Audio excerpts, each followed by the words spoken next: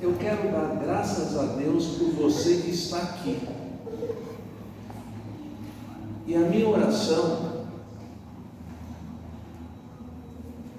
é que a palavra alcance o teu coração, diretamente o teu coração, diretamente o meu coração.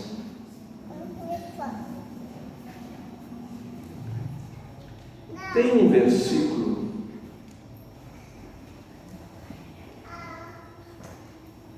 que está na carta aos Hebreus,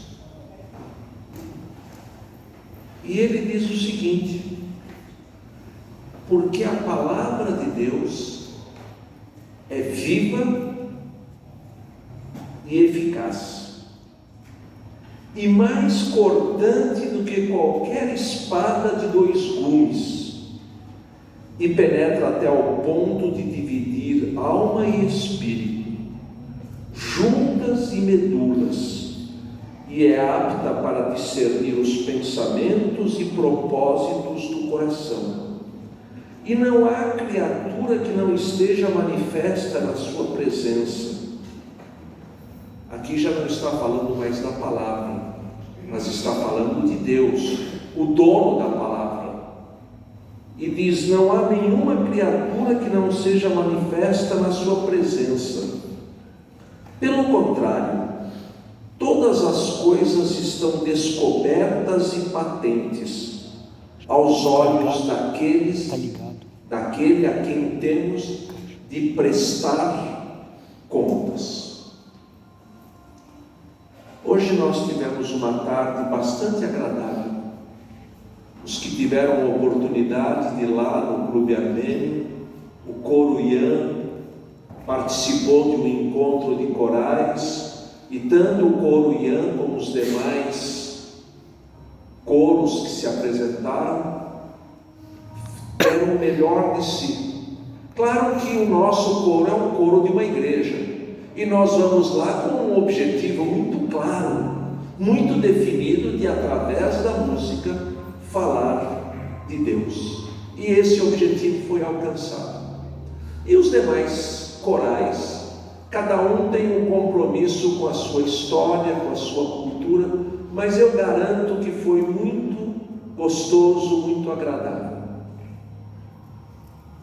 E dou as boas-vindas para quem saiu de lá e veio para cá, porque hoje foi um dia bastante difícil, cansativo, para aqueles que começaram a vir na escola dominical logo cedo, depois o encontro de corais e agora a palavra de Deus.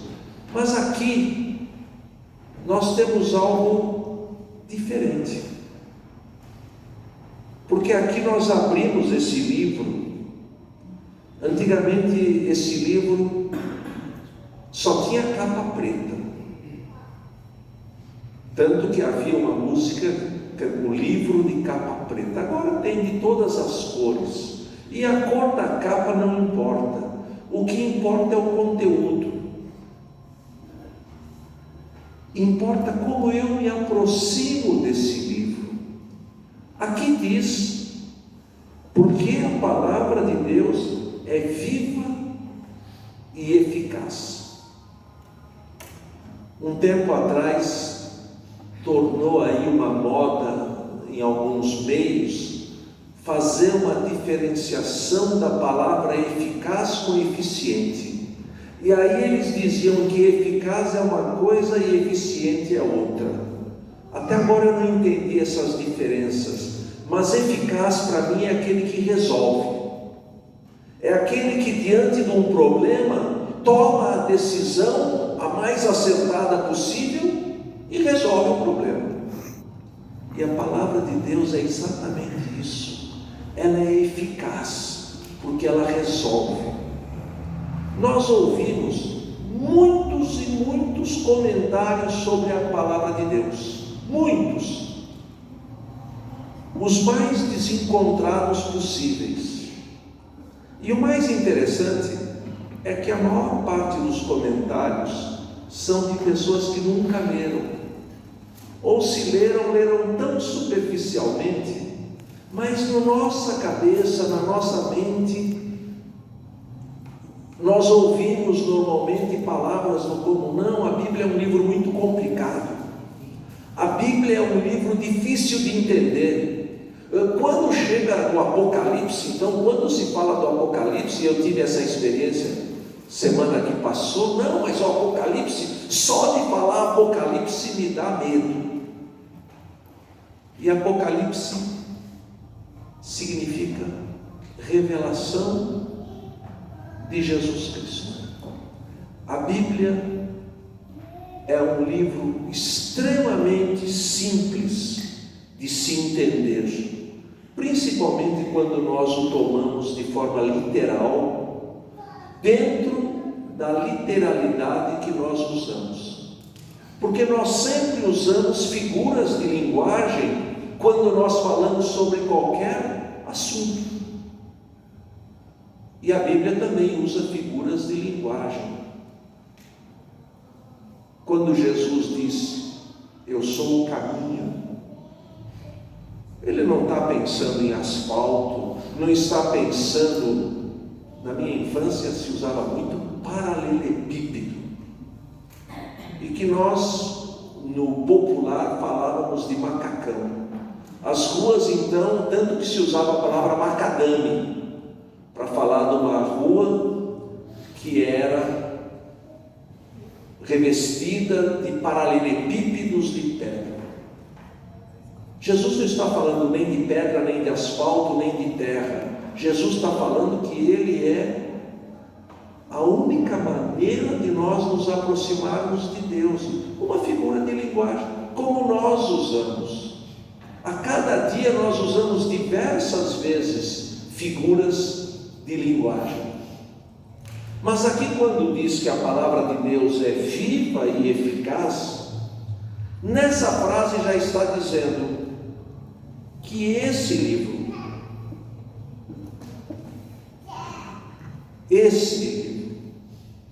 só esse livro pode receber o título de palavra de Deus. E esse é o livro mais amado e mais odiado. Tem pessoas que não conseguem passar um dia sem ler esta palavra. E tem pessoas que têm medo até de pegar. Tem pessoas que usam como decoração nas suas casas. Abrem a Bíblia e deixam aberta, normalmente num salmo, mas não mergulham para conhecer perfeitamente. Então aqui diz que esta palavra é de Deus, que esta palavra é viva. Por que viva? Porque ela se renova diariamente. Nós vamos ler um texto hoje, vamos falar um pouco sobre esse texto, que é um dos textos mais usados e mais conhecidos da Bíblia.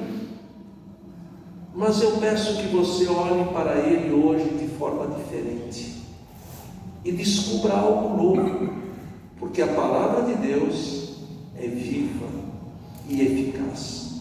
Mas antes de nos aprofundar, vamos orar, vamos curvar as nossas cabeças e nesse momento agora vamos nos sintonizar com Deus e pedir a Ele, cada um de per si, que Ele abra o nosso entendimento e que esta palavra que é viva, eficaz e cortante, que ela possa entrar em nossos corações, cortar, separar, dividir e principalmente fazer com que nossos pensamentos e os propósitos do nosso coração sejam revelados.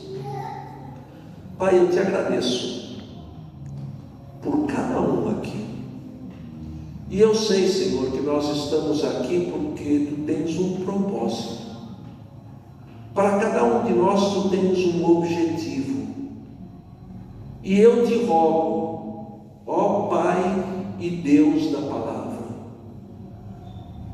que ela fale ao meu coração, ao coração de cada um aqui presente, e que nós possamos voltar para os nossos lares, meditando naquilo que nós vamos ler da Tua Palavra, que a Tua Palavra realmente encontre espaço na nossa mente hoje, e que nós possamos nos desligar de tudo aquilo que está nos oprimindo e pressionando. Rogo por aqueles que não estão aqui conosco, que Tu, Senhor, também fale aos seus corações, e que eles tenham paz em Ti, e que o nome seja glorificado na vida dos presentes e dos ausentes. Em nome de Jesus. Amém.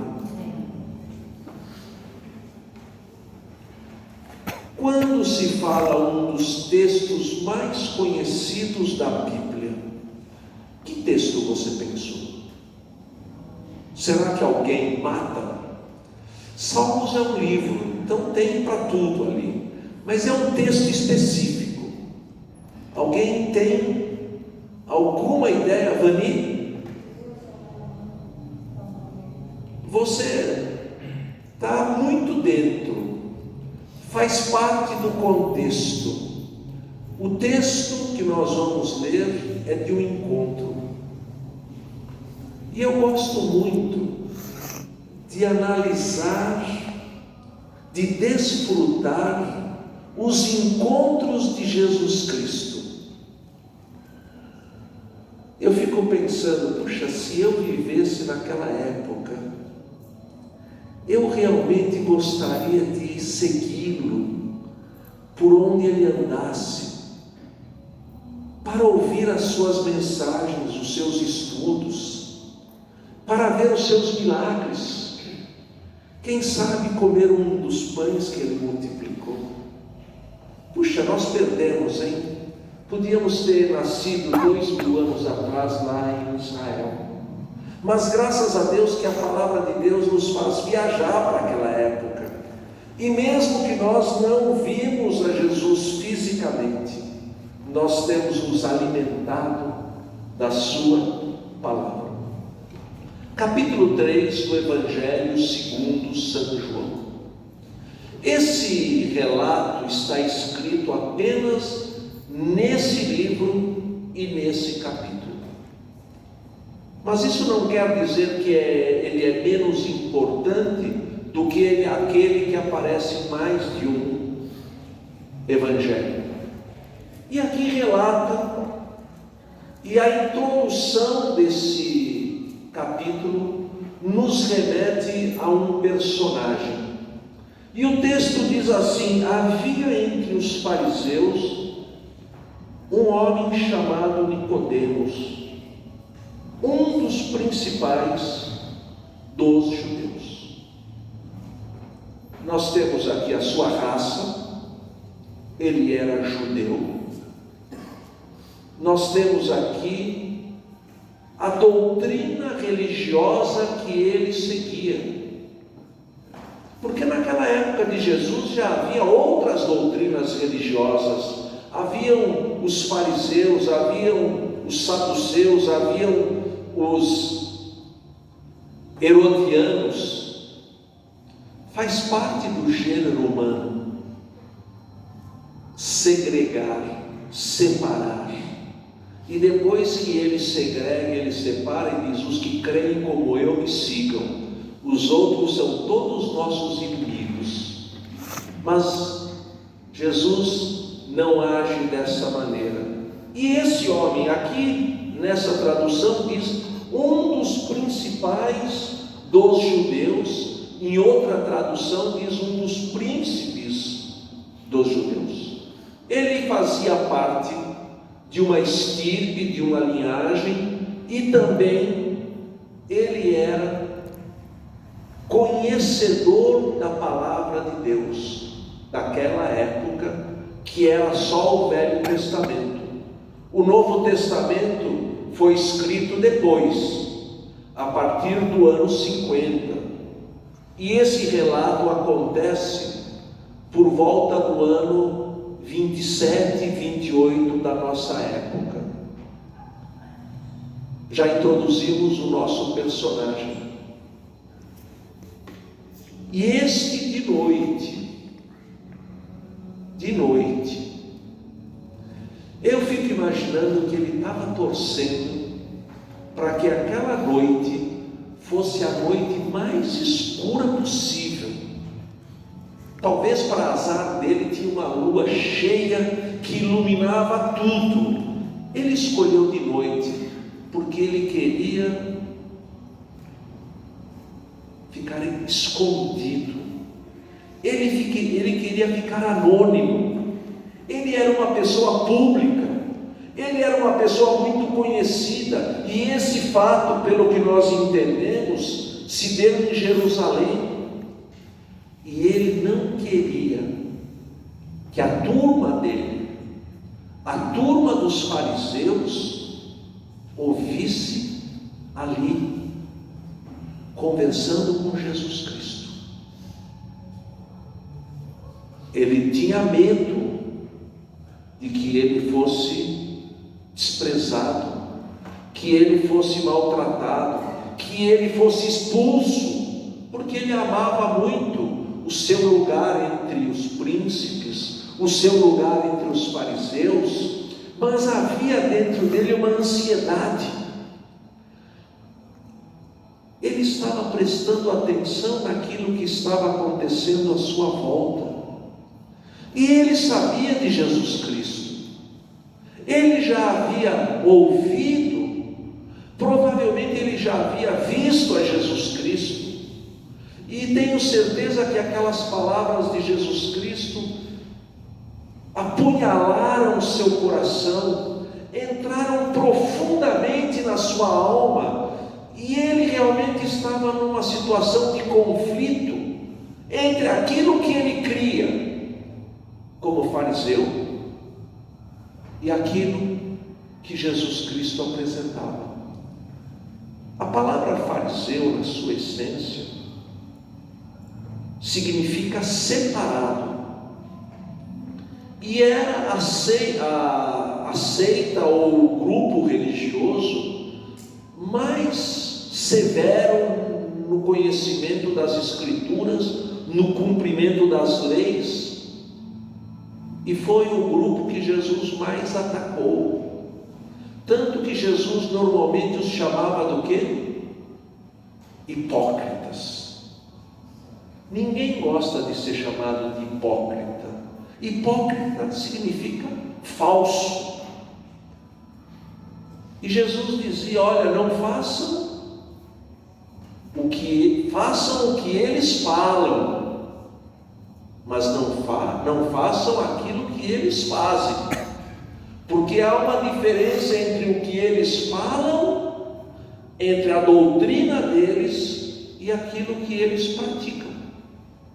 Por isso Jesus muitas e muitas vezes os chamava de hipócritas, e eles realmente, assim como em todo grupo religioso, assim como em toda raça, assim como em todo grupo profissional, existem os bem intencionados, mas existem os mal intencionados. Não é o grupo que faz a pessoa. E ele não queria ser visto, ele não queria que aquele encontro fosse divulgado. Sorte dele, que quando João escreveu o seu evangelho, foi por volta do ano 90, e muito provavelmente Nicodemos já havia morrido há muitos anos. E ele vem então para Jesus com muita reverência, colocando Jesus numa situação que parece até meia palavras bajulatórias. Não que as palavras fossem mentirosas, mas que Jesus conhece o coração da pessoa, e ele sabe exatamente o que é. E ele começa usando a palavra rabi, que significa mestre. E Jesus disse: não sejais muitos de vós mestres. mas Jesus é o mestre por excelência. E ele vem e diz Rabi. E se ele chama Jesus de Rabi, de uma certa forma ele está desprezando todos aqueles outros mestres que os fariseus cultuavam.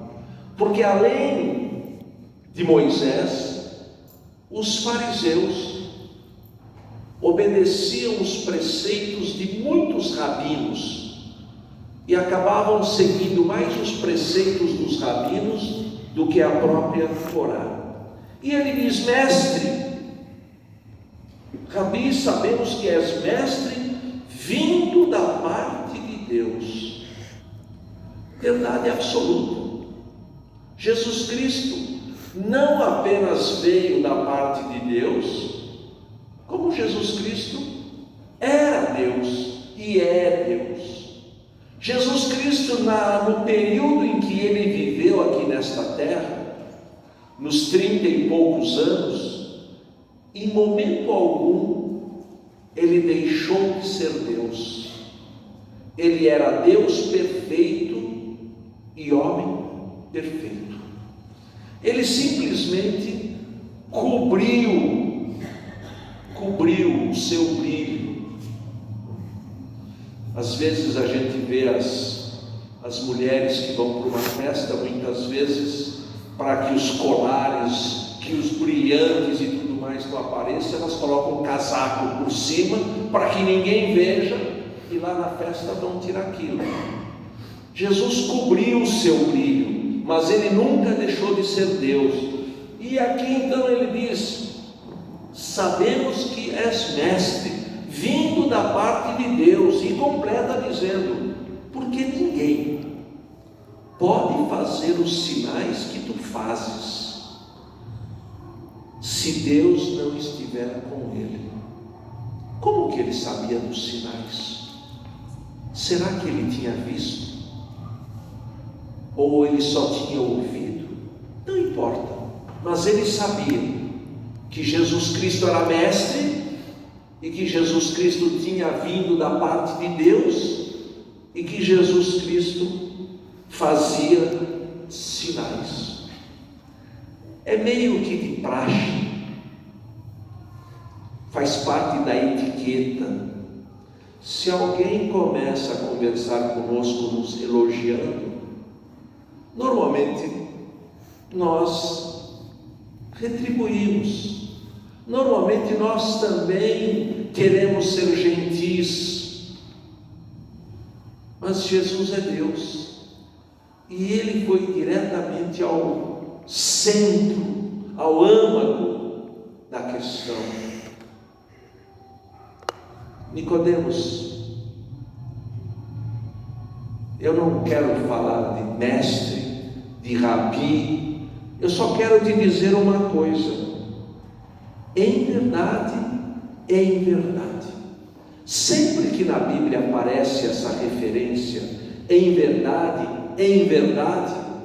é que está chamando a atenção para a importância do assunto. Aquilo que Jesus ia falar, e ele já introduz dizendo: olha, você preste muita atenção no que eu vou te falar. É o significado de em verdade te digo. Se alguém não nascer de novo, não pode ver o reino de Deus. E aqui está o centro do Evangelho: nascer de novo. A palavra de Deus não quer mudar a cabeça das pessoas. A palavra de Deus não quer mudar os sentimentos das pessoas. A palavra de Deus quer que nós nasçamos de novo.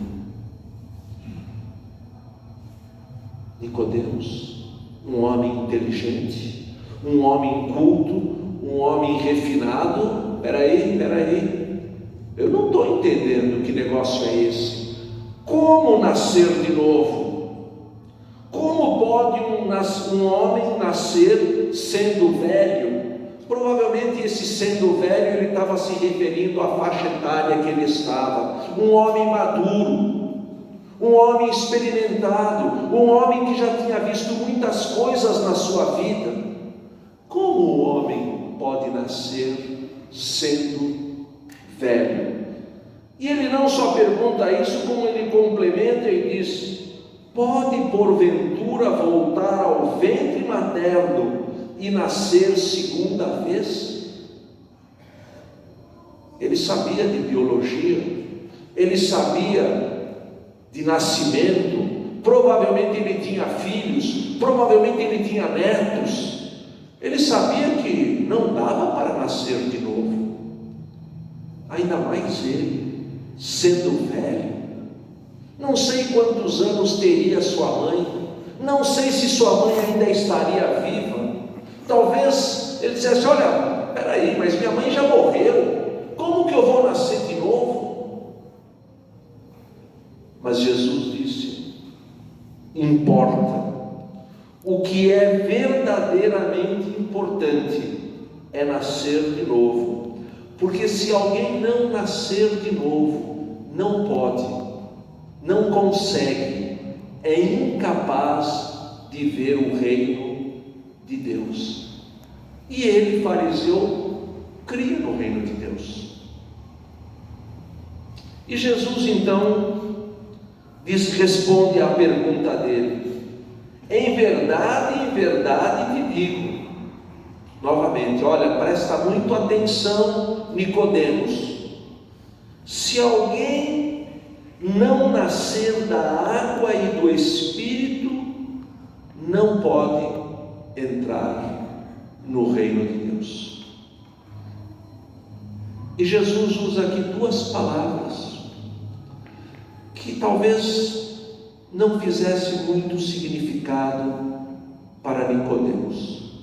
Claro que os fariseus, ao contrário dos saduceus, criam no Espírito, e aqui no caso é no Espírito de Deus, mas criam em espíritos também, porque naquela época havia pessoas endemoniadas, sabiam que isso acontecia. Mas aqui Jesus diz: água e Espírito. Na palavra de Deus, água se refere à própria palavra. Se alguém não nascer da palavra de Deus, como nascer da palavra de Deus? Tem um versículo que diz: a fé vem pelo ouvir, e ouvir a palavra de Deus. Nós não queremos que ninguém creia através de raciocínios lógicos, de palavras bonitas, de coisas intelectuais. A única maneira de uma pessoa crer é através da palavra, conferindo o que está escrito na palavra, nascer da palavra e do Espírito. E aqui se refere ao Espírito Santo, porque nós somente conseguimos entender a palavra quando o Espírito Santo opera em nossos corações, em nossas emoções e nosso intelecto. E Jesus continua: o que é nascido da carne é carne, o que é nascido do Espírito é Espírito. Nicodemos, você já é velho, mas você nasceu da carne e continua carne. Eu tenho algo melhor, algo superior, algo eterno, porque quem nasce da carne tem o seu prazo de validade. Para entrar hoje lá para participar, para assistir o encontro de corais, a orientação era: leve 1 quilo de alimento não perecível. Eu não consegui comprar. Porque eu fiquei no supermercado ontem e todo alimento que eu pegava tinha uma data de validade. A partir daquele dia que estava escrito ali, e poderia ser daqui 1 ano ou 2 anos, não mais do que 2 anos, aquele alimento já não serviria mais. E o homem, a carne, Nicodemos, você tem um prazo de validade. Eu não vou falar para você, Nicodemos, mas você tem um prazo de validade. Eu não vou falar para vocês, mas nós todos temos um prazo de validade. E quantas vezes nós nos surpreendemos vendo pessoas com 90, 95 anos e de repente nós ouvimos que um jovem morreu. Nós sentimos um impacto, né? Parece que a nossa mente humana tem uma matemática esquisita. Reparem se não é assim. Se eu falar para vocês que minha mãe morreu com 93 anos, vocês vão falar, mas também com 93 anos, e alguns vão dizer, ela já estava fazendo hora extra, porque a nossa matemática humana é assim. Mas nós nos surpreendemos com coisas horrorosas que estão acontecendo, não com crianças morrendo apenas, mas com crianças sendo assassinadas de forma cruel. É revoltante o mundo que nós estamos vivendo. E Jesus diz para Nicodemos: o que é nascido da carne é carne, mas o que é nascido do Espírito é Espírito. E ele reforça: não te admires, dizendo, de eu te dizer, importa-vos nascer de novo. Nicodemos, você já nasceu da carne, você é carne, mas há algo melhor, há algo superior, há algo eterno que eu estou te oferecendo agora, Nicodemos. É nascer do Espírito. E Jesus dá uma figura muito interessante aqui. O vento sopra onde quer, e ouves a sua voz, mas não sabes de onde vem nem para onde vai. Assim é todo aquele que é nascido do Espírito. Nós temos dificuldade de explicar o vento. Nós sentimos o vento, mas nós não explicamos, e nós não sabemos de onde vem e de onde vai. E Jesus diz para Nicodemos: em se tratando de coisas terrenas, não me credes, mas como crereis se eu vos falar das coisas espirituais? Nicodemos, você é nascido da carne, e a sua mente é dominada pela sua inteligência humana. Mas há algo superior, há algo melhor, há algo que eu quero te oferecer agora, que é nascer do Espírito. E Jesus usa um exemplo que Nicodemos conhecia muito bem, que era o exemplo das serpentes abrasadoras que surgiram no deserto. É uma história muito linda que numa oportunidade nós podemos falar. Se alguém se interessar, pode ler no livro de Números, capítulo 21. E Jesus diz: assim como Moisés levantou a serpente no deserto, assim importa que o Filho do Homem seja levantado, para que todo aquele que nele crer tenha a vida eterna. Jesus aqui aponta que para nascer de novo, que para nascer da água e do Espírito, precisava crer em Jesus Cristo. E para um judeu, isso era muito complicado. Muito complicado crer em um homem. Eles criam em Deus, eles criam na Torá, mas crer no homem é muito complicado.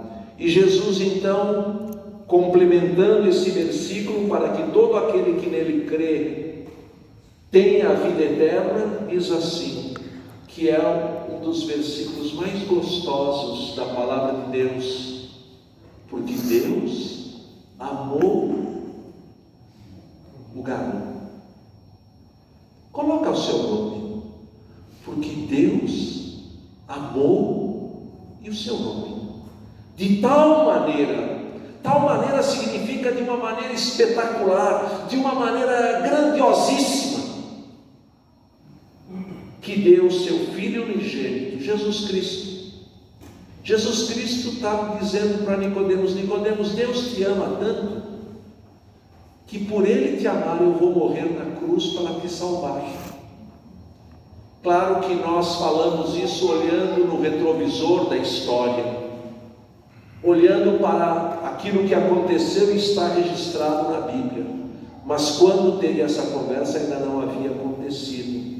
Mas nós podemos entender assim: Nicodemos, Deus te amou tanto, de tal maneira, que eu vim a este mundo, que eu fiz esses sinais que você já viu, que você conhece, que fiz as mensagens e as orientações que você viu e me chama de mestre, mas eu vou morrer na cruz por você, para que eu leve os teus pecados, e assim você possa nascer da água e do Espírito. 2 meses atrás, eu tive o privilégio de conversar com um homem de 95 anos. Um homem com uma trajetória muito ampla de vida, que se meteu em tudo quanto são assuntos religiosos. E eu falei para ele do amor de Deus. Ele logo aceitou. Ele logo abraçou o amor de Deus. Mas eu falei: olha, a primeira grande verdade é o amor de Deus. A primeira grande verdade vital é o amor de Deus. Mas tem uma segunda verdade vital: é que você é pecador. Ele não gostou mesmo. E eu tive que falar muito, e o Espírito Santo o convenceu de que realmente ele era um pecador. Se você acha que só os outros são pecadores, você não precisa de Jesus Cristo, porque Jesus Cristo veio salvar o pecador. Você não é pecador? Tá bom, tchau. Porque Jesus Cristo procura pecador. Jesus Cristo disse: os sãos, os sadios, não precisam de médico, mas os doentes precisam. E eu vim chamar os doentes para o arrependimento. Nicodemos, eu quero que você entenda que eu vou morrer na cruz, que eu vou ser levantado na cruz como Moisés levantou a serpente, a história que você conhece. E quando eu for pregado na cruz, quando eu derramar o meu sangue na cruz pelo seu pecado, eu vou atrair todos para mim. E é o que tem acontecido. E Jesus continua dizendo: porquanto Deus enviou o seu Filho ao mundo, não para que julgasse o mundo, mas para que o mundo fosse salvo por ele. Jesus Cristo não veio para condenar, por um simples motivo: nós nascemos condenados, não precisamos ser condenados de novo. Nós não somos condenados por aquilo que nós fazemos, nós somos condenados por aquilo que nós deixamos de fazer, que é crer no nome de Jesus Cristo. Quem nele crê não é julgado, O que não crê já está julgado, porquanto não crê no nome do Filho de Deus. Essa conversa de Nicodemos não termina, não aparece o resultado dessa conversa. Talvez eu e você esperamos que Nicodemos tivesse se ajoelhado e pedido perdão, mas Jesus Cristo não tinha morrido ainda. O sangue não tinha sido derramado para poder perdoar pecados. Mas depois, quando Jesus morreu e foi crucificado, ele foi um daqueles que foram participar do embalsamento.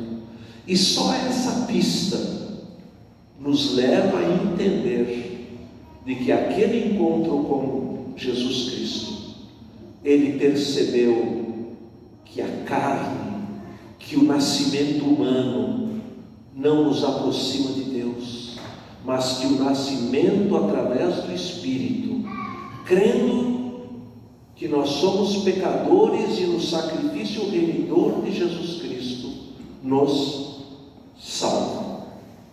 Esse era o texto que eu queria compartilhar.